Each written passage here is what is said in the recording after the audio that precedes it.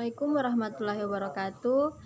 Nama saya Santriani Aditya Hatim, NIM H11 18109. Baiklah, di sini saya akan memaparkan materi tentang rangkuman saya dengan buku Sistem Peradilan Pidana karya Rocky Marbun SHMH.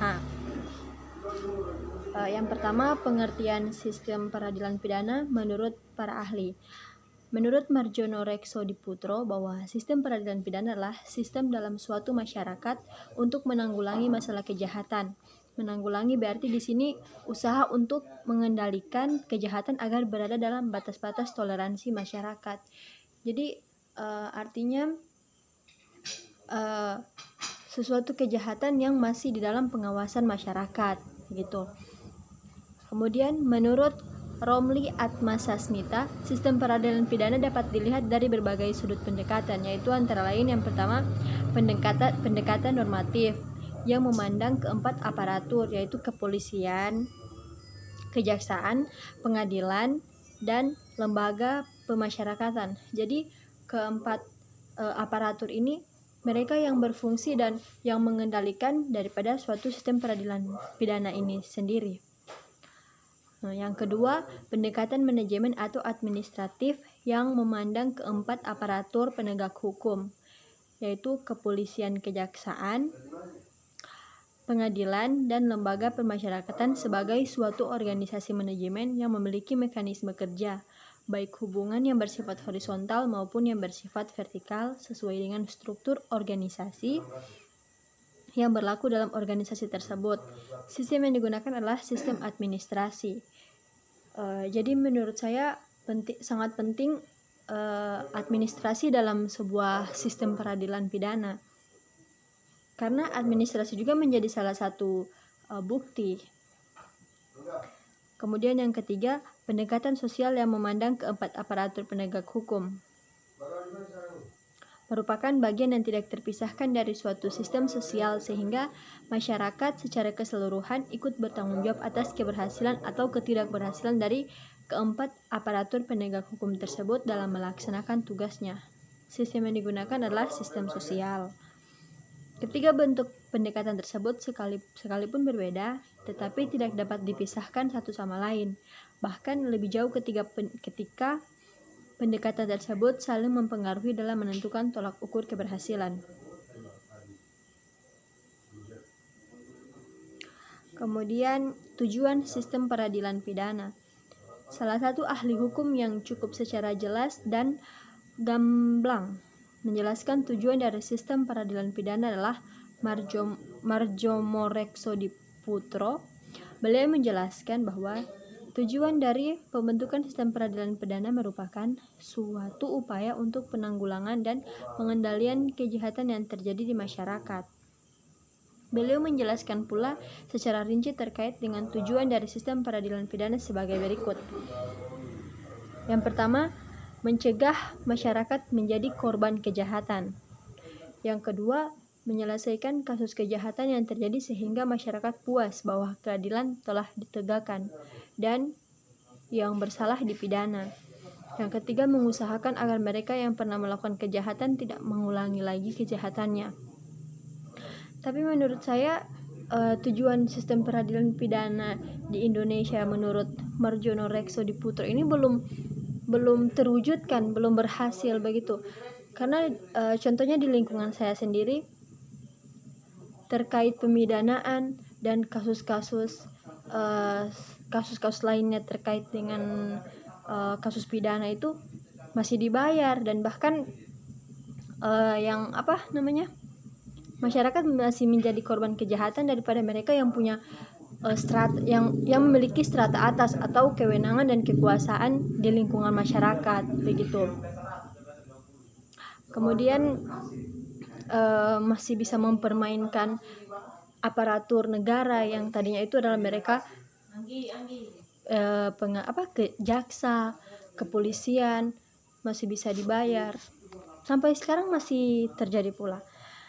Nah, adapun pendapat lain dari para ahli seperti Tholib Effendi menjelaskan bahwa sistem peradilan pidana memiliki tujuan besar. dua tujuan besar, yaitu untuk melindungi masyarakat dan menegakkan hukum. Namun Thalib Effendi juga menjelaskan bahwa sistem peradilan pidana memiliki beberapa fungsi penting, yaitu antara lain mencegah kejahatan, menindak pelaku tindak pidana dengan memberikan pengertian terhadap pelaku tindak pidana di mana pencegahan tidak efektif, peninjauan ulang terhadap legalitas ukuran pencegahan dan penindakan, putusan pengadilan untuk menentukan bersalah atau tidak, disposisi yang sesuai terhadap seseorang yang dinyatakan bersalah, dan lembaga koreksi oleh alat-alat negara yang disetujui oleh masyarakat terhadap perilaku mereka yang melanggar hukum pidana. Sayangnya semua tujuan ini belum terwujud menurut saya, karena sekali lagi di lingkungan saya yang berkuasa bukanlah hukum, tapi masih mereka yang mempunyai kekuasaan sosial dan strata tinggi di kalangan masyarakat ini sendiri, begitu. Kemudian komponen sistem peradilan pidana. Masih menurut Marjono Reksodiputro,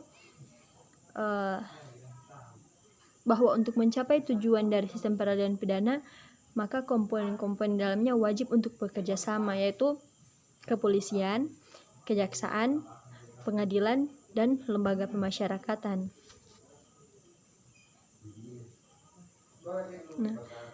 Bahwa keempat instansi atau badan tersebut merupakan instansi yang masing-masing berdiri mandiri secara administratif, di mana kepolisian sebagai organ pemerintah yang setingkat dengan kementerian atau instansi non-kementerian di bawah presiden, sedangkan kejaksaan mempunyai puncak kekuasaan pada Kejaksaan Agung, di mana Kejaksaan Agung merupakan organ pemerintah yang berada di bawah presiden dan merupakan lembaga non-kementerian, dan pengadilan masing-masing berdiri mandiri secara fungsional tetapi diarahkan oleh Mahkamah Agung, serta lembaga pemasyarakatan yang berada di bawah Kemenkumham. Yang berikut tentang model dan bentuk sistem peradilan pidana. Jadi model umum sistem peradilan pidana itu, yang pertama ada crime control model, yaitu didasarkan pada sistem nilai yang mempresentasikan tindakan represif pada kejahatan sebagai fungsi yang paling utama dalam suatu sistem peradilan pidana.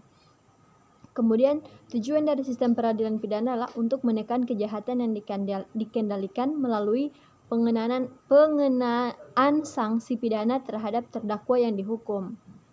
Untuk mencapai tujuan tersebut, maka crime control model menyatakan bahwa perhatian utama haruslah ditujukan pada efisiensi. Efisiensi ini adalah di atas segalanya, mencakup kecepatan, ketelitian, dan daya guna administratif di dalam memproses pelaku tindak pidana. Setiap pekerjaan harus dilakukan dengan cepat dan harus segera selesai. Oleh karena itu, proses tidak boleh diganggu dengan sederetan kegiatan seremonial dan mengurangi sekecil mungkin adanya perlawanan dari pihak lain, karena hal itu hanya menghambat penyelesaian perkara. Yang kedua, duo proses model. Tujuan dari sistem peradilan pidana adalah untuk menangani terdakwa pidana secara adil dan sesuai dengan standar konstitusi. Lagi-lagi, menurut saya ini belum sepenuhnya terjadi di Indonesia, terutama di lingkungan saya sendiri. Karena ketidakadilan belum saya lihat, begitu. Dua proses model jauh lebih skeptis terhadap proses investigasi administrasi dan kapasitas untuk membuat penilaian yang akurat bersalah tanpa pengawasan yudisial. Dua proses model menghargai hak-hak individu dan martabat dalam menghadapi kekuasaan negara, bukan hanya penindasan terhadap kejahatan. Oleh karena itu, dua proses model menolak informal administrasi pencarian fakta dan preferensi adjudikasi yang mengambil posisi berseberangan dengan proses formal. Yang ketiga, family model adalah suatu sistem peradilan pidana yang dipelopori oleh John Griffith, di mana beliau menegaskan bahwa Bebas dan pelaku tindak pidana tidak dipandang sebagai musuh masyarakat, tetapi dipandang sebagai anggota keluarga yang harus dimarahi guna pengendalian kontrol pribadinya, tetapi tidak boleh ditolak atau diasingkan. Nah, jadi kalau ada anggota keluarga yang merupakan narapidana, bukan berarti dijadikan sebagai musuh dalam sistem peradilan pidana famili model ini.